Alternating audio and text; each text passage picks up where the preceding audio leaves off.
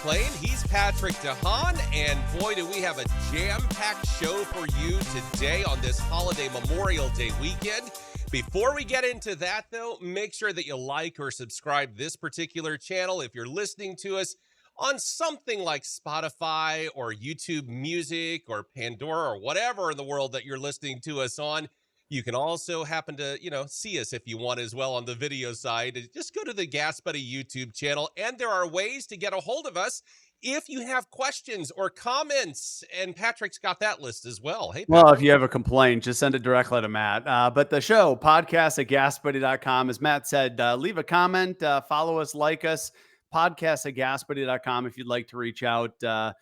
We try to check socials, Matt, but I would say that a lot of our time is probably organizing the show more so than reading comments. And so email is the most direct way of getting a hold of us. In this social world, there's so many different places to check and leave comments and reviews. Would love for folks to rate the show on Apple Podcasts, Spotify. Would love a 5-star review if you feel like it. Don't rate the gas prices when you rate us. Rate the show. I feel like if people rated the gas prices, it'd be 1 star. Yeah. Will not come back here. Gas prices too high. That is usually the case. As anybody who's listened for 5 minutes would know, I complain that it's anything over 99 cents a gallon at the pump. So I'm with you. I'm on Why 99 cents? Why not free? Like you've seen those times where the grocery store discounts, right? They accrue over time. And then people in one fell swoop reduce their price to like 0.9, like 0.0009 or whatever, So it's like basically a penny.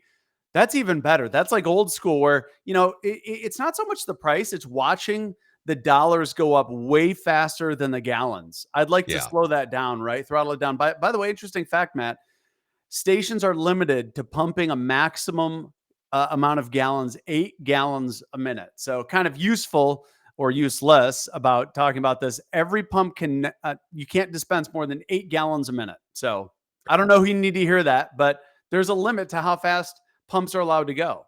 I did not know that there was I just figured it was whatever fits through the hose. I'll tell you what, boundary. I'd love to be at one of those pumps that has that limit of 8 gallons a minute, like hits that limit, because I feel like the cheaper stations, because I gravitate towards the cheaper stations. I feel like a lot of the stations I gravitate towards are probably like a gallon a minute. It's just like, is this thing working? Yeah, it does take a while sometimes. And I've noticed, and maybe I'm crazy, but it seems like the higher the price is, somehow for whatever reason, it seems to flow out a little bit slower. And I don't know what that's all about. Well, the gallon certainly goes up a little lower, right? You get to $50 and you're like, wait, why do I only have 4 gallons in? This does not seem right. It's very true. For those of you that shop at that gas station in Orlando by the airport, that's the exact feel we have, right? That 1.1 star. By the way, I'm going to pull that up here on Yelp. I was going to say, are these the stations that shall not be named? Is that what we're going with? Shall not be named. I like what you did there. No, I thought while we have it here, I'm totally pulling this up. This is the station we are talking about. Boom, 1 star, Suncoast. Here it is. It's in Florida. It's that one station literally everyone's talking about. It's just, look at that. Like literally you could not go any lower, Matt. Like that's the lowest average you could possibly have is 1 star, because you can't leave 0 stars. And yet for those of you watching in California, that price point looks like a good deal. Just kidding. Oh, there you go. I like that. Overgassed. Yeah. Is this a fast food location or a gas station? Did you by chance write that review is the question? Oh man, I have been to that station, and I've taken a photo. It was back in 2018 when it was the same price. Speaking of gas prices, and a holiday weekend. Yes, let's go ahead and get right into it, because I have like the little oil price and wholesale gas price map over to my right while we are talking. I'm watching everything slowly just in the green, kind of inching up just a little bit. Well, you've been talking about this all week. I'm shocked you're not hoarse at this point with all the stuff that you've been drinking plenty of water. Speaking of green. There you go. Plenty of water. There you go. It is one of those times. But let's talk about what has caused so much press and the amount of interviews. Gas Buddy obviously putting out a Memorial Day press release. Let's get right into it. Let's talk about this for just a moment and kind of talk to us about what has caused such a stir in the media. Yeah, Matt. Well, hey, the stir is that most Americans are hitting the road. 76% of Americans hitting the road. By the way, this is for a road trip between Memorial Day and Labor Day. So the bulk majority, over three-quarters of us, that means you and I both, well, maybe three-quarters of me or half of me, I suppose, are going to be hitting the road. And you are definitely hitting the road for Memorial Day, as I understand. A Yep. lot of us are going to be doing just that. According to Gas Buddy's survey, 76% of Americans are going to be traveling between Memorial and Labor Day weekends. That is up 18 percentage points from 2023. I should say 18% from 2023. So noticeable bump. The average traveler has planned true 2 road trips, with almost half of people saying that they're going to drive at least 5 hours. And I think we were talking pre-show. You have like a 7-hour drive coming up this weekend. So Literally, as soon as we get done with this podcast, I'm hopping in the old SUV, and I've got a 7-hour drive, and So then you're again one of on the folks Sunday. that responded here, and by the way, Matt, there's some great travel tips at the bottom for you. I'm pretty sure you're going to notice these, and you probably have. We've spoken on this about these tips in the program, but yeah, back to the release. A lot of Americans driving, and this is why, because we estimate the gas prices will hold in the mid $3 a gallon range. By the way, for those of you who saw our 2024 fuel outlook that we put out back in December of last year, Matt, this will not come as a surprise. This was our prediction from last December. May, if you can see here, the average 344 to 389, with the average in May. Can I get you to say what that number is there? Three, 367, right?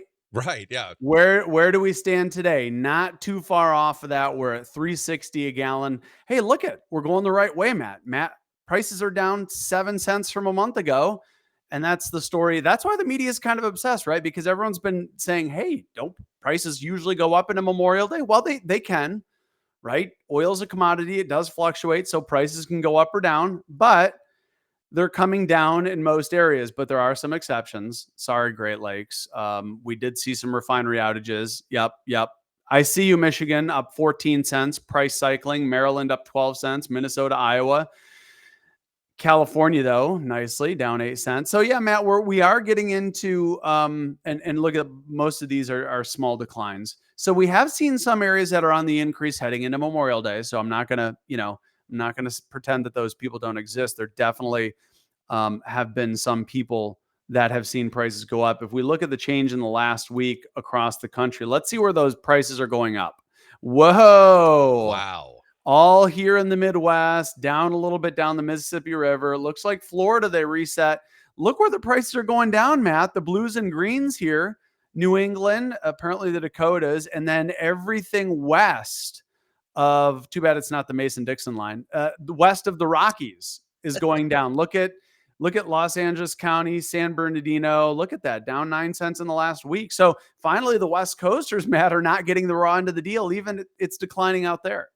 Yeah, their gas prices, they have a lot of room with the price per gallon there, obviously, that the folks in the Midwest and Upper South are paying. I won't call it half the price, but it's certainly a substantial decrease compared to what our friends in California are obviously paying for a gallon of gas. Yeah, that's So, right.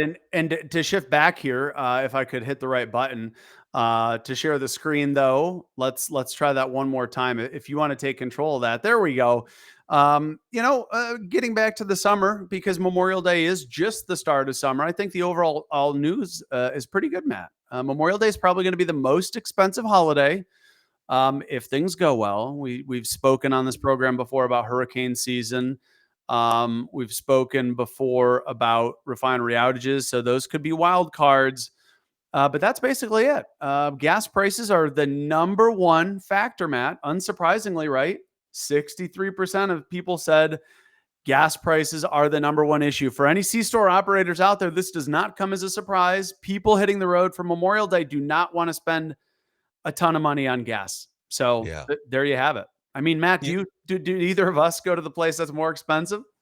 I choose to find the cheapest possible. I use my Gas Buddy card The thing that's attached to, yeah, right, that's attached to the checking account. It auto debits, gives me a discount. Then I look for the stores that have the C stores that have the extra, like Deal alert. brand name discounts, or rewards discounts. Punch in your phone number or whatever, and then Yep. so I try. I mean, but I go, as you know, through a lot of gasoline. So every penny for me adds up tremendously over the course of a year, driving as much as I do. You So, basically just hit 3 of the 4 tips, Matt. You said you use the Gas Buddy app. You yep. said consider how you pay, right? Because there's different programs. You mentioned Pay with Gas Buddy. The deal alerts can save you up to 25 cents a gallon. Although if you use cash right here as well, there's still cash discounts. The only thing you didn't mention, but I know you are well aware of this because you live down on a state line, is mind the line. We can't say this enough, Matt. When people are getting close to crossing a state boundary, you know, I'm going to quickly pull up this map here again, by the way, because I just can't say it enough. We look at the difference here, especially, okay, you're down in Kentucky. I'm up here, beat red. Look at all the state differences. And by the way, this is pretty egregious of us, Matt, here at Gas Buddy, because Arizona, by the way, the colors here, we aim for equal distribution, meaning that we'll have, we want roughly the same amount of states in the same color for equal distribution. And it's real egregious that we have California and Arizona both red, but look at the price difference. California 511, Arizona 388. So again, watch for those state lines because there's a massive difference. Look at these 3 states. If somebody's going to Vegas and the Grand Canyon from California, look at those price differences. Well, I moved up to the Well, hey, live map to that's look at fine. We can chat about oil now. So yeah, so that is from our friends at CNBC. That's literally, as we're recording this, just kind of a live look of the oil prices, natural gas, obviously, that you lightly monitor, but obviously fuel is the kind that goes into automobiles, or most automobiles. yeah, we're looking at you know. RBOB gasoline, and for those that don't know how to decipher this, oil is just the index for West Texas Intermediate. That's kind of the U.S. benchmark. That's not to say there's only one type of oil. Brent is also oil. That's more of a global benchmark, Matt. So that's maybe a safer number to look at if you want more of an international benchmark. Natural gas, as Matt mentioned, that's natural gas you heat your homes with, down 3% today. And then if we get over to RBOB, if you're not sure what that is reformulated gasoline. And keep in mind, if you look here, I don't know if there is a disclaimer. I don't see one, but all of these prices are off the New York Mercantile Exchange. So basically, I want to say that RBOB gas, which is reformulated, there it is, New York Mercantile Exchange. So this is actually the price. The foundation for the price is gasoline for delivery in the New York harbor. This is kind of again, this is a benchmark, but this is not indicative of what all stations are paying as a wholesale price. So, and actually, Matt, this is probably the highest price for RBOB in the nation, which again, RBOB stands for reformulated blend stock for oxygenate blending. That's a fancy way of saying this is the liquid that we mix with ethanol, and that's what makes your gasoline. And by the way, if you go back up to the top, the last thing on your right there, go back a page to the commodities page. The last thing on the right side of the page there was ULSD-HO, which is ultra low sulfur diesel and heating oil. And we've long said that ultra low sulfur diesel and heating oil are essentially the same product. So just keep that in mind. And by the way, for those looking at this price, $2.42 and thinking, why is my price $3 or $4? This is the wholesale price, the price before taxes, the price before tariffs, pipelines, transportation, overhead, right? This is the basic bottom line here. So that's what we're looking at. And Matt, speaking of New York, I think, we've touched on gas prices. I think there's a headline that many Americans have heard about, and I want to clarify here this week as well, because it's been all over the news. And I'm going to quickly. Let me guess. It's the release of the gasoline in the Northeast. Yep, there you go. There it is. I know you. This is great. I was actually going to bring this up. This has been in the news. So let's dive into this a little bit, because I've had a lot of questions, right? There's a lot of folks that are unfamiliar with, okay, this is gasoline, right? Because everyone's familiar with the Strategic Petroleum Reserve. Everyone's got to take on that, which President Biden released 180 million barrels right back in 2022 at the height of the Russian invasion of Ukraine when oil spiked.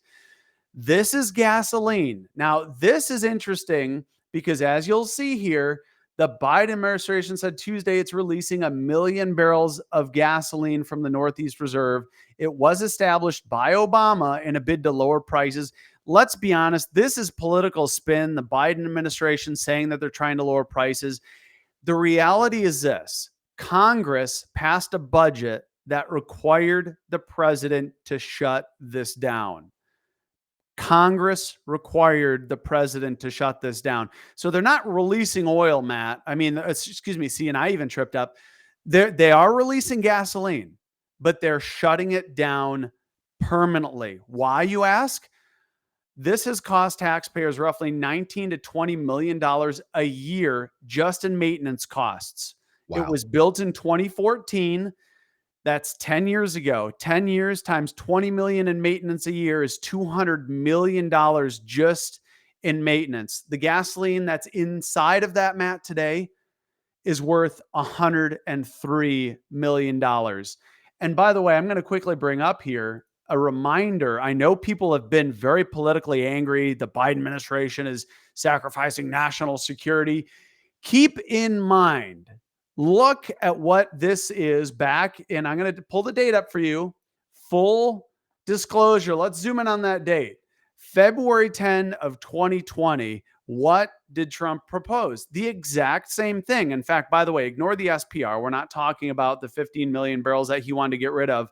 But look here. Trump budget proposes the sell-off of the gasoline reserve. Why? The exact same reasons, Matt. The NGSR is very costly to maintain, the administration says. It has not been used for its intended purpose, nor has it since 2020. It's not a practical solution for a severe supply interruption. The reserve would only meet about a day's worth of gasoline demand in the Northeast. Well, arguably, that's probably 2 days right now, Matt, because demand is down. That's what the budget proposal said. Now, it didn't pass Congress back then. I don't know. There was political infighting. But to the point of this article, Matt, that million barrels of gasoline, 42 million gallons, that's probably the unit we're more familiar with. 42 million gallons would last 2.65 hours of total U.S. gasoline demand. So I just want to sit on this. Now, Biden is taking a political victory lap here, right? He's saying, I'm lowering prices. Congress required him to get rid of it because it doesn't make sense. And even President Trump cited, we don't need this. This is not a political issue. This is a waste of taxpayer dollars. Congress is forcing the Biden administration to shut it down, and they are putting a bit of political spin on it. So I'm an analyst, and I hate that. It's shutting it down. Yes, it's releasing the gasoline, but by and large, Matt, this reserve is going away. So the key is the thought process behind it, as the next paragraph shows. The Obama administration set up the reserve. We obviously have a strategic petroleum oil reserve, obviously in portions of the country where they store, millions and millions and millions of barrels of oil. This is separate from that. It is actual gasoline that has already been big difference. Correct. And by the way, make sure that everybody understands, so there's no confusion. They are not emptying out the strategic petroleum reserve of oil, but rather this gasoline stockpile that was started 10, 12 years ago, whatever the case may be. And now they're finding out, it's really not all that cracked up, what it's cracked up to be, so to speak. The other question is, as you just mentioned, a couple of hours of total gasoline is all it could provide the country. It really isn't much of a strategic anything at that particular point. Well, if I'm not mistaken, that was set up, please forgive me if I'm wrong, but right after Superstorm Sandy, is that correct? Yeah, that's correct. And let me throw a graphic up here, Matt, so we can, kind of dive into why this doesn't really necessarily work. Do you see many pipelines here? I see one right here, right? Basically, the gasoline gets dropped off in the Port of Portland, Maine, and it makes its way into Maine's largest city in Bangor, Maine. And down here, now New York, let me switch it up here just a touch. We're going to zoom out to a wider photo. That gasoline sits in right around here, Linden, New Jersey. 700,000 barrels of that million barrels is in New Jersey. If we go back to the graphic I just had pulled up, I'm going to share that. 200,000 barrels are here in Boston, and there's 100,000 barrels in Maine. So, but look, Matt, if there is a huge power outage and you have gasoline in Boston or here at Portland, Maine, how is that going to be pumped into a truck with no electricity and make its way into all these various inland areas? There's no infrastructure. Right. And a pipeline does not operate without electricity. So again, this was a political solution that just, it may have sounded good on paper. They may have wanted to spend money, but look there's no pipelines really anywhere. And there's without no way to distribute it. Again, it's tough. So I'm going to switch it back up here. Going back to the broader New York area, we do see some pipelines here. But all in all, Matt, 1 million barrels of gasoline, 42 million gallons. It's not going to do a whole lot. And by the way, it's the only gasoline reserve that I'm aware of in existence in the world today. The other complicating factor why it was so expensive to maintain, Matt, is because if I'm going to quickly try and pull this up, we have to think about now, this is an old map. It's not quite this bad anymore, but I'm going to pull this up. Look at all these different blends of gasoline. The other thing, Matt, is when we talk about summer and winter gasoline, most of this area of the Northeast is all the same type of gasoline. But the inherent problem with this reserve is they have to rotate it constantly because gasoline has a shelf life.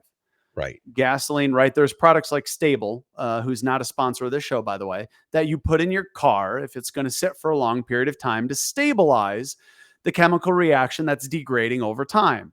So that's the inherent problem with having a reserve full of gasoline, Matt, is it's constantly having to be rotated.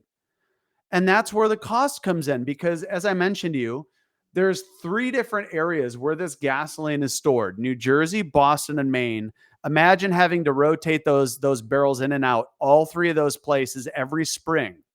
That's where a lot of the maintenance comes from. So, the SPR, by the way, I had that graphic here pulled up. I'll share it with you again so that people aren't confused. If we zoom out, here's the SPR over time. Here is where we've been since 2020. Obviously, we had a big release. It did go up during COVID. There was some oil that did flow into that. See that? Look at that, Matt, right? 2020, 635 million barrels. It did go up. What is that? About, we'll call it 20 million barrels. And then it slowly started to decline. And then right here, right at the end of, oh, and by the way, why is it going down over time, Matt? Great question. That's because back in 2015 and 2016, as well as 2017, Congress mandated SPR sales and releases. This is basically it, because Congress mandated these sales years ago. In fact, under Trump wanted to get rid of even more of that oil. But yeah, it's in your opinion, is that a dangerous thing? Not to interrupt you, but is that a dangerous thing to get rid of your strategic? I mean, would Canada do away with their strategic maple syrup reserve? I mean, what? Here's the thinking. And I mean, yeah, that's a great point, Matt, is why would you get rid of this? Well, at the time, 2015, let's rewind because we need to understand the mindset of what was going on in 2015 that would have caused that. The U.S. had been dealing with budget deficits. They were looking for funding, as the government often does, right? How much, where can we get more money to spend? And there's this big pool of liquid gold. Think about Scrooge McDuck. Diving into gold is probably a lot more painful than diving into oil, but the government saw this big piggy bank of oil. And Congress, by the way, this is also when Congress decided to allow oil exports. All of that said, the government was looking for more revenue, and that's why they started mandating sales, because at the time also, Matt, the U.S. was producing more oil in 2015 than we had before. By the way, since 2015, it's also gone through the roof. But that was part of the thinking, is the U.S. is producing more oil. We don't need as much. Let's get some of this back in the form of dollars and spend it. And so now Biden has canceled a lot of those mandated sales now. And now the SPR, going back to the graphic that I had with you, the SPR is slowly going back up. It bottomed out last summer, 346. We're at about 368.8. And that number is going to keep going up until at least October. So the SPR is filling up. The Northeast Strategic Gasoline Reserve, which is what we're shutting down, which is what we're talking about, is shutting down permanently. And as a result of the permanent shutdown, they are selling the 1 million barrels of gasoline in the Northeastern United States. That is not something that's going to impact prices in the majority of the country, Matt. I know the Biden administration said it's going to push. No, it's going to push prices down in New York, New Jersey, Delaware, Connecticut, Vermont, those areas. The Northeastern U.S. and the upper mid-Atlantic may see prices fall 5 to 15 cents. The rest of us, you and I, me in Illinois, you in Kentucky, no, nothing. And by the way, my prices have been going up. If I want to touch on that real quick, gas prices in the Great Lakes did surge, spiked over $4 because of a couple refinery snags here just ahead of Memorial Day. So Michigan did see a bit of a bump. Indiana saw a bump. Illinois, we shot up 40 to 50 cents overnight. But the good news is, I think for most people, Matt, as we get through Memorial Day and approach July 4, prices should be declining in most of the country. Well, let me throw out one other thing, because I know that we don't have an unlimited amount of time on our podcast, but I do want to actually bring up a couple of things that's on everyone's mind. This is from our friends at Reuters, courtesy of Yahoo News. It's geopolitical. I know we've talked about this from time to time, but it concerns a lot of people, and if nothing else, we can mute a lot of the concern on what things could happen. There's been, since our last podcast, everyone from France's Emmanuel Macron, talking about wanting to place NATO troops on the ground in Ukraine. Now, this particular headline from our friends at Reuters saying, he's actually wanting a ceasefire on the current front lines, basically divvying up Ukraine wherever the troops are currently in other aspects. So, I mean, the key that I have and the question that I have is, it's still seemingly quite volatile with regard to what could end up taking place there. Yeah. I mean, you throw NATO troops on the ground, that impacts the United States. We are a part of NATO. You don't throw troops on the ground and you come up with a ceasefire. Well, Ukraine probably is not going to like that, but that somehow brings a little bit more stability globally, possibly, not sure. But the key is, how do you see any of that shaking out? You have one side that, in my mind, if you involve the NATO countries, involve some 30 plus countries across the globe, then you got a very different situation going on than what's going on right now. So talk to us about both sides, if you would, and potential impact on anything that may have. Well, Matt, I think to your point, if there's a ceasefire, if there is an end to aggression from Russia, now I highly doubt there will be, because if you read the details there, they basically just took over new territory from Ukraine. And what Putin's trying to do is call a timeout. Like, hold it. We took over this land. We'll say we'll have a ceasefire, but we get this land. So first of all, I don't think it's going to be successful. But to your point, if it was successful, I think oil prices would probably drop several dollars a barrel, because you're potentially eliminating a risk factor. Now, it depends, again, the devil's in the details, as it always is. If there is a genuine part of Putin that is willing to negotiate, if we see a more common sense Putin, which, again, I highly doubt, because everything over the last 2.5 years has suggested otherwise. But if we did, exactly, if somebody woke up and told him, whispered in his ear, hey, this isn't going to work, let's try a different approach.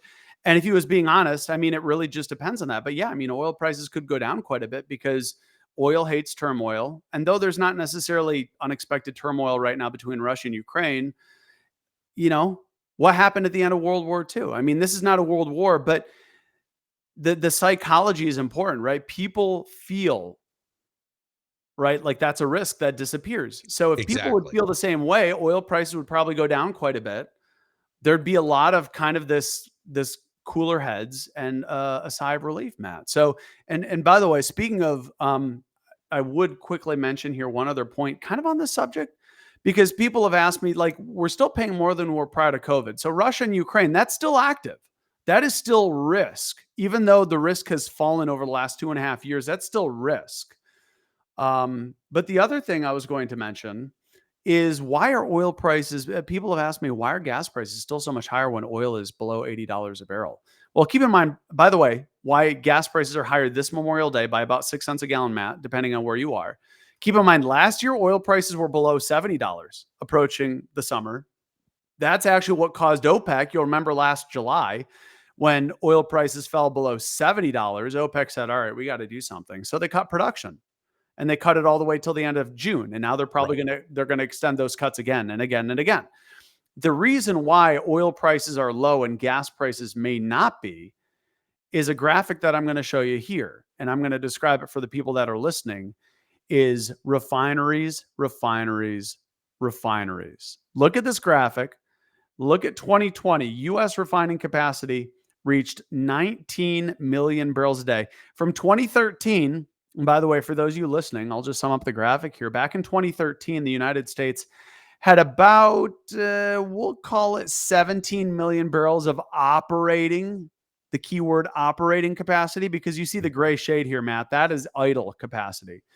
So the U.S., it might have even been like 16.9, but the U.S. back in 2013, the total operating, or the total capacity, we'll just say total capacity, was 17.8 million barrels in 2013. 2014, 17.9, 18, 18.3, 18.6 in 2017, 18.6 in 2018, 18.8 in 2019. It climbed to 19 million barrels in 2020. And then what happened? And then we had the pandemic. And then it went from 19 million barrels down to 18.1. And we're losing it. We're down to 17.9. So why does this matter? Because you can have all the oil in the world, but if nobody is able to refine, or if there is limited refining capacity, this is where the problem exists. This is the kink in the hose, Matt, and this impacts what you pay at the pump. So there's a lot of folks out there that like to make the comparison, gasoline is not as cheap as oil was, 7 years ago. This is the wild card. People don't factor in refinery capacity. So I just wanted to point that out, because that is still a question on why we are more susceptible to things like hurricanes. Because if this declines much more, we're going to need refineries to operate at a much higher rate to basically... Which is almost impractical. It is, because if you look at it right now, Matt, refineries are already operating at 92% of their capacity. So there's not much breathing room there, to your point. And that's why this is very significant. I mean, just imagine a car engine, you're pushing your foot down on the pedal and you're at 92% of what the car can do 24/7. Yeah, exactly. You're going to have a problem. That engine's going to end up running into the ground, right? Right. And then imagine if you're doing 24 hours of Le Mans, right? And if you're at 100%, you're going to have problems. And that's why this refining capacity is the one detail that a lot of Americans forget about. Because, Matt, I'm going to throw a hypothetical that's extreme, but you could have oil be $5 a barrel. You still could have gasoline at $5 a gallon. If there's like one refinery in the world to process that crude oil, it doesn't matter how cheap crude oil is. That's true. Because the demand is all on what's coming out of that refinery. So, obviously that would probably be catastrophic for the global economies, that gasoline. I mean, you could have $5 oil, $5 a barrel oil, and you could have $20 gasoline. I mean, that's an extreme example of, if there's no refineries, nobody's going to demand oil then, because oil's worthless. You and I can do nothing with oil. So again, it's all about the refineries. All right, let me throw one more out to you here. It's a little bit off in the distant future to some degree, but our friends at NBC News, they have an exclusive story. I want us to get your comments on it. It is this story right here. Are Russia and North Korea planning an October surprise that aids Trump? Now, normally we don't get very political. I'm not necessarily focused on the aids. Oh, we don't have to pick a side, but we can talk about politics without being political. We can still be down the middle. Yeah, my focus isn't so much on the aids Trump portion as it is what kind of an October surprise could they be planning, and what kind of an impact could that have on not just the election, but what's the oil prices, what's gas the meat prices, and bones everything. there? Yeah, what does the article say there? I'd be curious, because that's not a headline I mean, I do read most headlines, as you know, but You mean I scooped you on something? yeah. Well, you know, Matt, Yes. for those of the folks that are listening on Spotify and Apple Podcasts right now, why don't you spell out what this article is suggesting here? Yeah, so it's by Courtney Cube and Carol E. Lee, the authors there at NBC News. And I'll go into my little broadcast delivery here. But the Biden administration is increasingly concerned that the intensifying military alliance between Russian President Vladimir Putin and North Korean leader Kim Jong-un could vastly expand Pyongyang's nuclear capabilities and increase tensions in the Asia-Pacific region, according to 6 senior U.S. officials telling NBC News. They're also bracing potentially, according to those officials, for North Korea to potentially take its most provocative military actions in a decade, close to the U.S. presidential election, and possibly at Putin's urging, according to those officials. And then it goes on to say, quote, "We have no doubt that North Korea will be provocative this year. It's just a matter of how escalatory it is," unquote, according to the U.S. intelligence official that made those comments exclusively, I should say, to NBC News. There's a lot of stuff to unpack in that particular story, but the key is, more volatility, more instability, more of just about everything. That is a little bit of a concern, and one of those things to obviously keep a watchful eye on.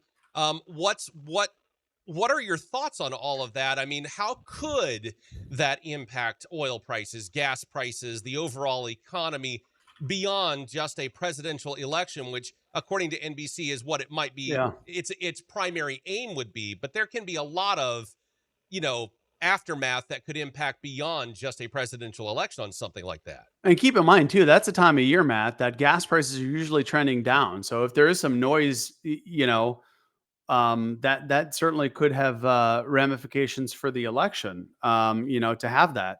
So I'm not exactly sure. What that could potentially do.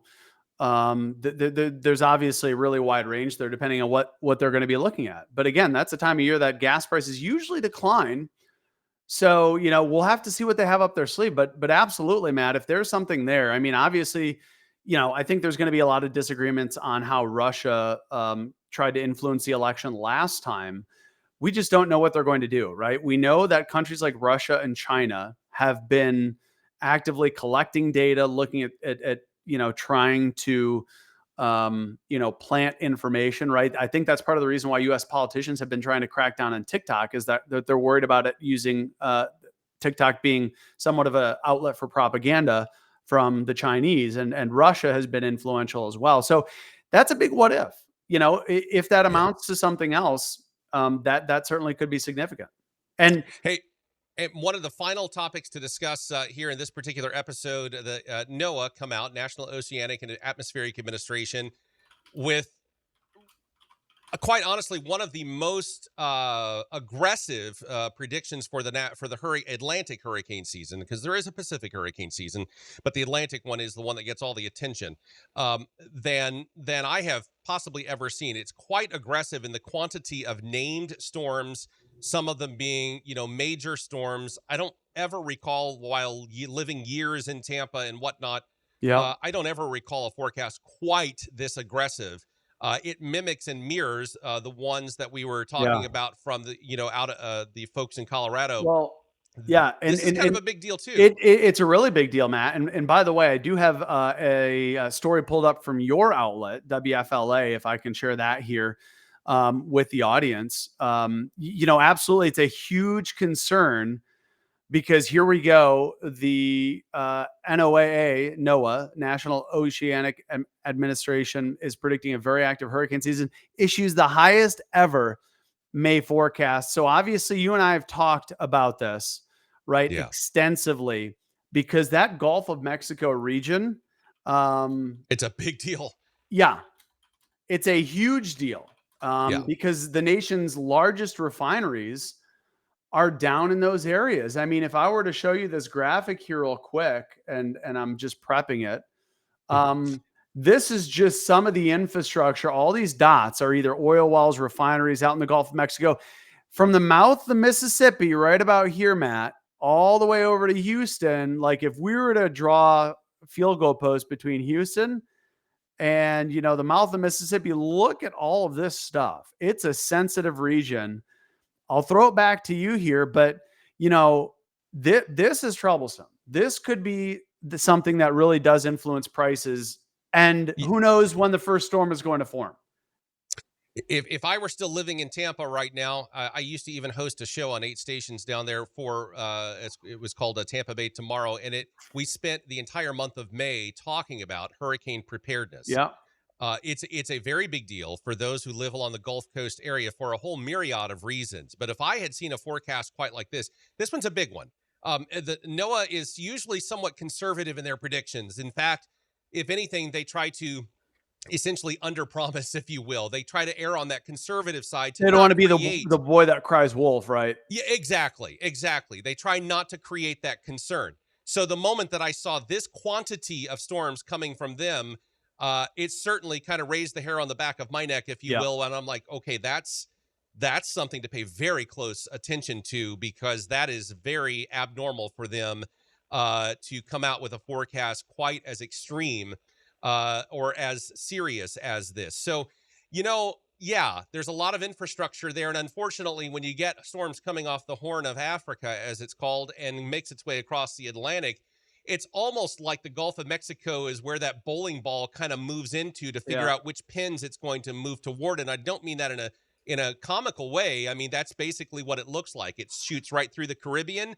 It makes its way right on through there and into the Gulf of Mexico, where, as just Patrick pointed out, you have a very large amount of infrastructure there that, damage for that. It's one thing to close it down for a minor storm, and then a few days later, everything's back up and operational, and there's maybe a loose bolt someplace that you've got to retighten. But it's another thing when you've got a major hurricane that could literally wipe out infrastructure. Patrick, that could create a very serious issue very quickly. Yeah, absolutely, Matt. And I saw this graphic, and it's pretty amazing to see this graphic. Again, if you're listening on Spotify or Apple Podcasts, or if you're listening, you might want to check out this video on YouTube afterwards to see some of these graphics. We'll try to explain them here. But as I share this one, Matt, look at the difference between El Nino, which is in force now, and a La Nina over the last 40 years. Yeah. Look at the Gulf of Mexico difference. And by the way, if you are listening, El Nino years, it looks a little sparse. There's definitely a lot of storm tracks. La Nina, it looks like somebody just threw spaghetti in the air all over. Like, literally, it looks like there's tracks going every which way. There's storms, basically, there's hurricanes and storms tracking anywhere. But that's a huge difference. And by the way, look at La Nina now for where these storms generally have been, Matt. Look at the Gulf of Mexico. It's just dotted with different potential. And if we look, this is the worry here, because 2023's estimated track was, here it comes off the Horn of Africa, like you said. Soon as it gets north of an area like Puerto Rico, it's like, all right, see ya, I'm out. 2024's track is further south between Puerto Rico and countries like Venezuela.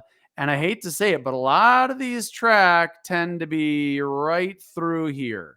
Yeah, without getting too technical, tropical systems are what's called a warm core storm, not a cold core. Like if you're hearing thunder in the background on this particular podcast, it's coming from my location right now because I've got thunderstorms right over me. This is a cold core system that's moving through right here, which is typical. Tropical, it's warm.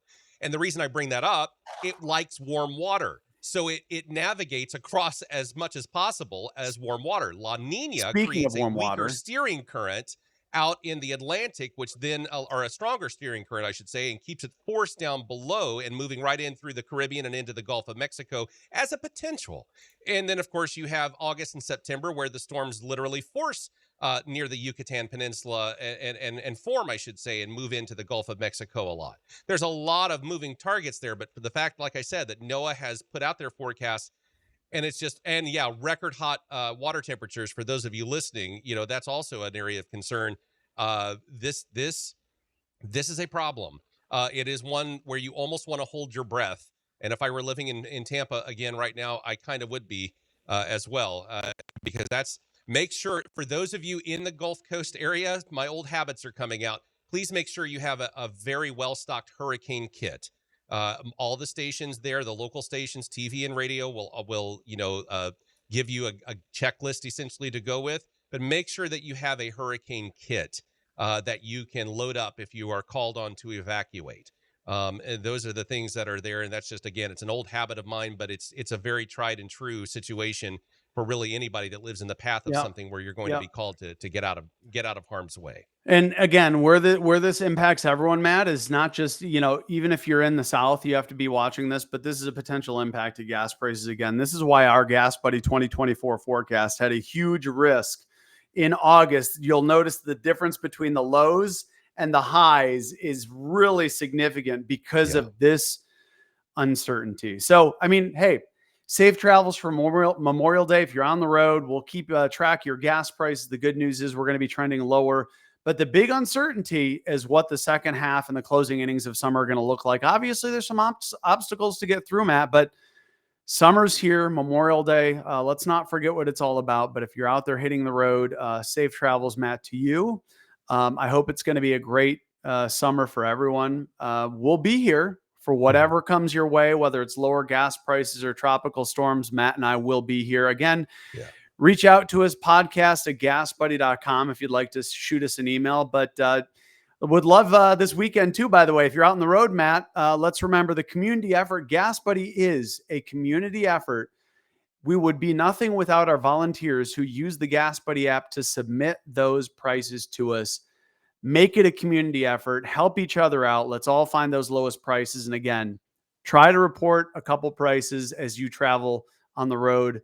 Hopefully you're a passenger in the vehicle, but report those prices with the Gas Buddy app. But hey, to everyone, Matt, right? We'll see you next time. Have a safe and blessed Memorial Day holiday weekend. Have a good one.